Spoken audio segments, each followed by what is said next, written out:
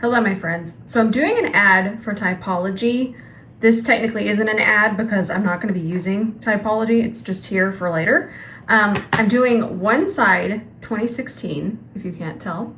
And I thought we could just do the 2016 side together, which isn't going to have any 𝗕𝗘𝗧𝗬.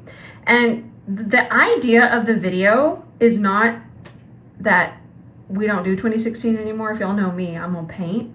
But it's kind of the idea, and it made me really sit and think that I used to only know how to do this very specific 2016 very glam look. And anytime I would try to do something in the realm of where we're going to do the 𝗕𝗘𝗧𝗬 ad, I would just go straight to this. So it's a really fun idea. It's kind of adding to our repertoire with our makeup looks. That was a lot. So let's just start painting. I actually could not find my dip brow, so I used this, the Anastasia Beverly Hills. These are the Arch Brow pencil, and I used shade Ebony just to make sure they were really nice and dark. And I will say one thing I wasn't good at back in 2016 was the ombre front. I don't know why, but I couldn't figure out that we were supposed to blend even in the brow. I don't know, but from kind of branching out to the style of makeup that I do now, I understand that more. So I feel like it's really been a passion of mine to understand all types of makeup journey. That way I can grow as an artist and help everybody. Whee! And then I'm just going to use this as my eyeshadow base as well. But honestly, friends, there's not a makeup style that I don't love and appreciate. I still think that this, once I blend it out, is a gorgeous sculpted brow. So one brand that makes me think of 2016 is Dose of Colors. And I might be mistaken, but I think this came out in 2016, maybe before. If y'all remember, I would love to know. But if you weren't there, this was the colors.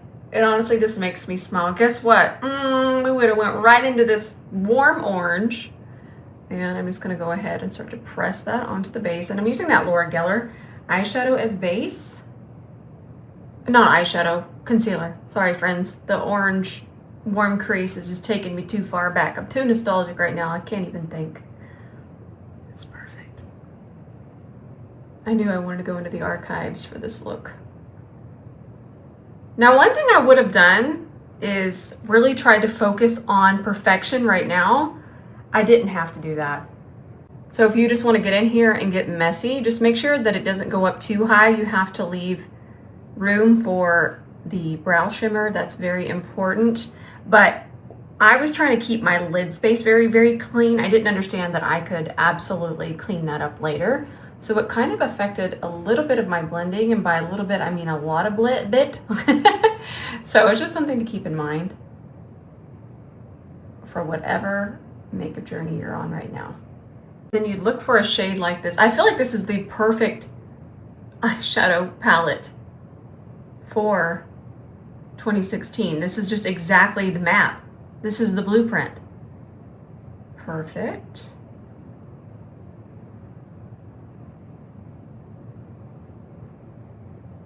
Let's take a dark brown,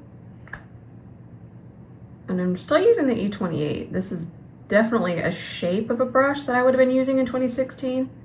It's just a little bit flatter in a different fiber. This is kind of what I wish I would have had in 2016. See how I could just kind of push right in the socket and do the work for you?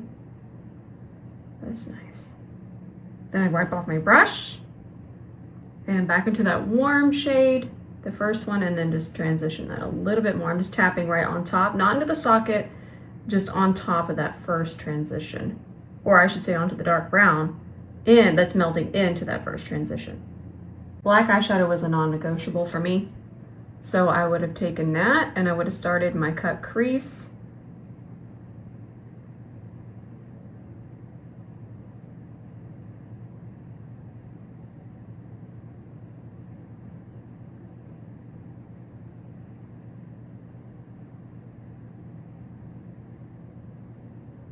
Now it was missing one color, and it was this one right here, but maybe I'll post this on Feral Monday.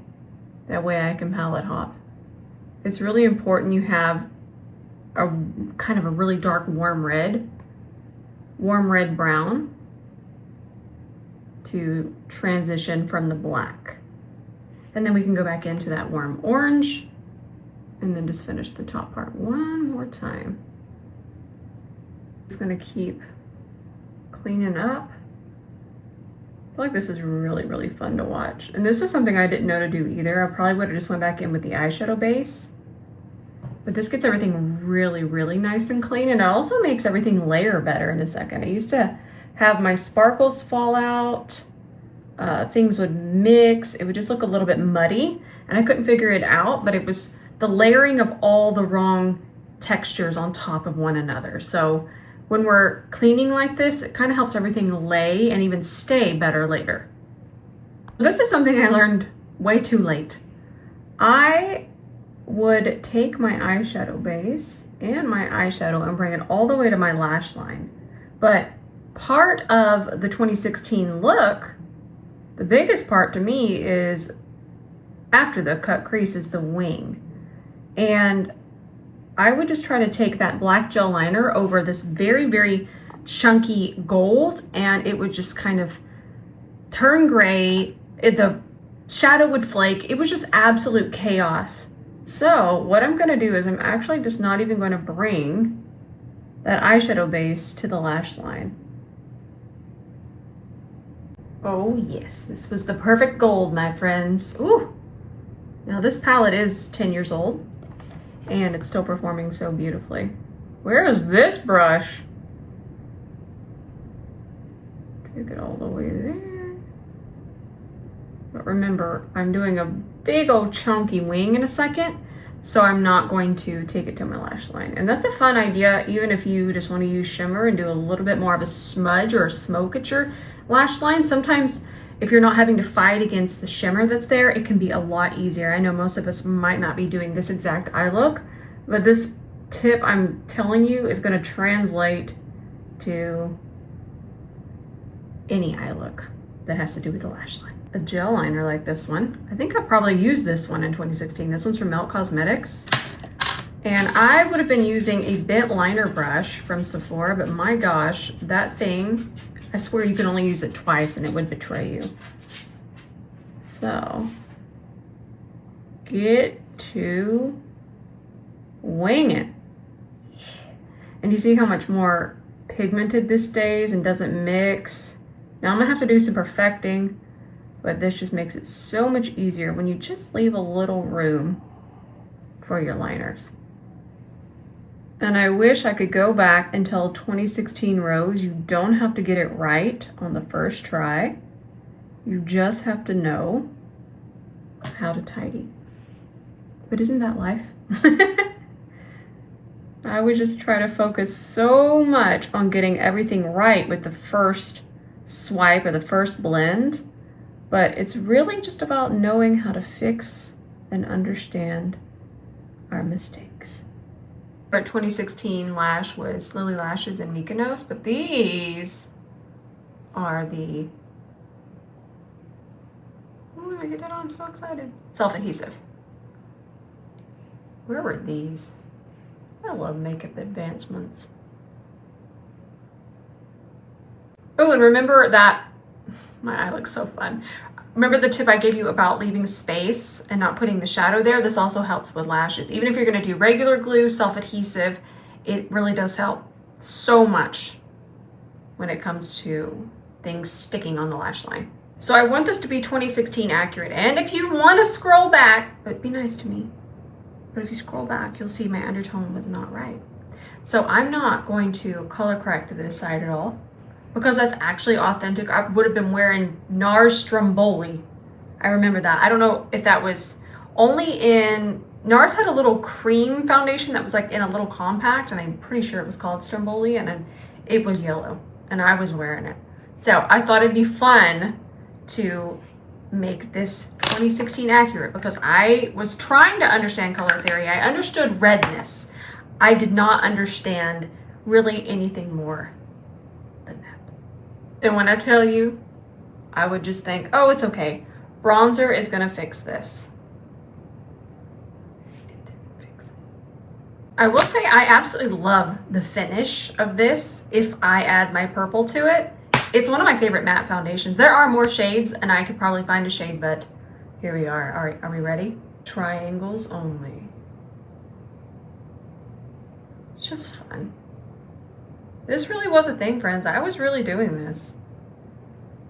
Fill it in.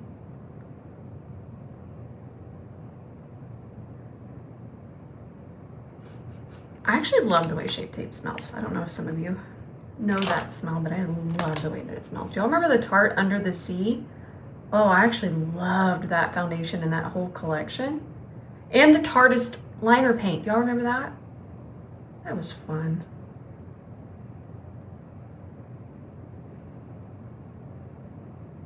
I need my little, this one. Gotta take a little bit, and this was crucial. So I don't have the Laura Mercier powder. That's probably what I would have used, but I have this one and it's gonna be the same color, and I would have been setting with a sponge and I would have just got in here and just got in there like that, exactly like that, which definitely worked better for me 10 years ago. I was having a good time. But now it just turns a little gray. I'm still having fun. And I would have just kept building it up and let it sit and bake. Fun story. So in 2018, I had the absolute privilege of meeting Laura Mercier herself. And she sat down with me and taught me how to use a puff. And it's one of my favorite moments, not only in my makeup career, but in my life. And I just remember her teaching me how to hold it, how to work the product in, and it really kind of set the tone, pun intended, for me switching to mostly education, because I would just, that changed my life that day. And I know it's just makeup, but it meant a lot. Definitely would have had a very black waterline. Oh, I forget to do that sometimes. And this is my Urban Decay 24/7 liquid stick. And I'm trying to get this into my lash line, and I really find that these do a good job because of that angle. And it would have definitely, for me, been MAC Give Me Sun. And blush? No, there was no blush. If you even thought about it, it might have been. I'm talking the fluffiest brush and MAC Peaches. But for the most part, it was lots and lots of this orange bronzer for me. I wish I would have had this brush for my contour. And I didn't have this contour. I was using my KVD Shade and Light. Where was this? Just doing a little shadow, just to go to the grocery store.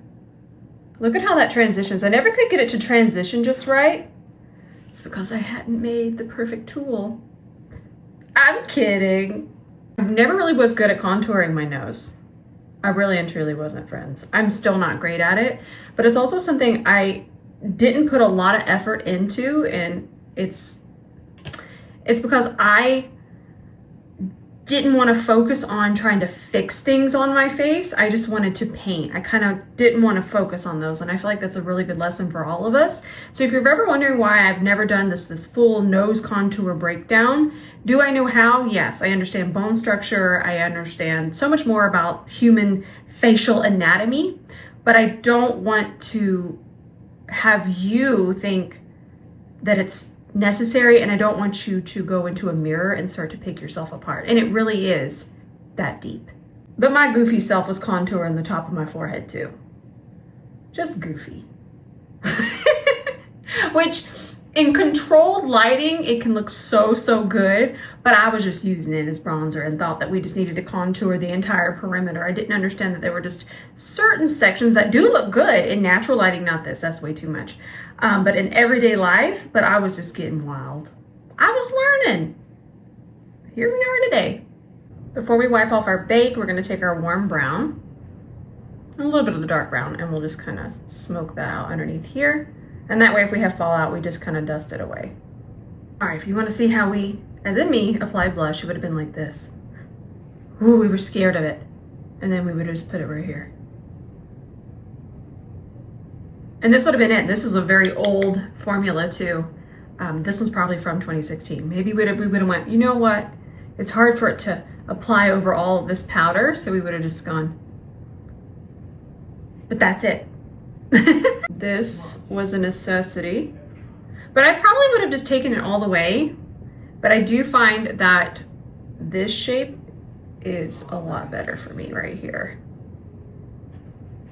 Now, while I'm finishing all my bake here, I probably would have done MAC Strip Down or Subculture, which I just don't remember it being this orange even in 2016, but the color theory witch, she must digress. And it would have been a liquid lip for sure. And this is my favorite. This was, I think it's still around, Anastasia Beverly Hills, Pure Hollywood. It was just so nude and so good. Then I would have just dusted my bake away, but if you're baking these days, I recommend taking a dense brush and pressing that in. I know some of us aren't doing this heavy of a bake, but even if you're doing a mini bake, definitely push it in. Don't just sweep it away because it kind of just sits on top of the skin. I kind of want to do a 2016 look, but with everything I know today, including color theory. Yeah, that would be good. I hope that you enjoyed this. This is so much fun for me. It's even fun to kind of remember how my process was, everything that I was thinking. And I remember thinking this does look off, but I feel like so many of us were just using NARS and it was just very, very yellow. So it was just kind of the time, and I was thriving and had a blast because I was playing in makeup just like today. So this was a fun walk down memory lane. Thanks for walking with me. I love you so much. Until the next video, bye for now. In 2016, I only had one makeup look, but now that it's 2026, I branch out every now and then. These days, I really do love to underpaint, and I'm using the 𝗕𝗘𝗧𝗬 bronzer drops. And we can even use a little bit as a color corrector underneath my eye. Speaking of color correcting, let's take our green. I'm gonna give this some light taps, and it's going to nicely neutralize that redness. Time for our tinted serum, but let's just go ahead and take it around the perimeter. I'm gonna melt these edges and go right on top of our underpaint. Just a whisper of concealer, and we'll take our liquid bronzer and buff that all over our lid. And let's finish off with a lip oil. Here's my 2016 before I knew anything about color theory. And in 2026, we have the perfect match and a very easy blend. I still love my 2016 Glam, but it's nice to branch out, and 𝗕𝗘𝗧𝗬 really does make it that easy.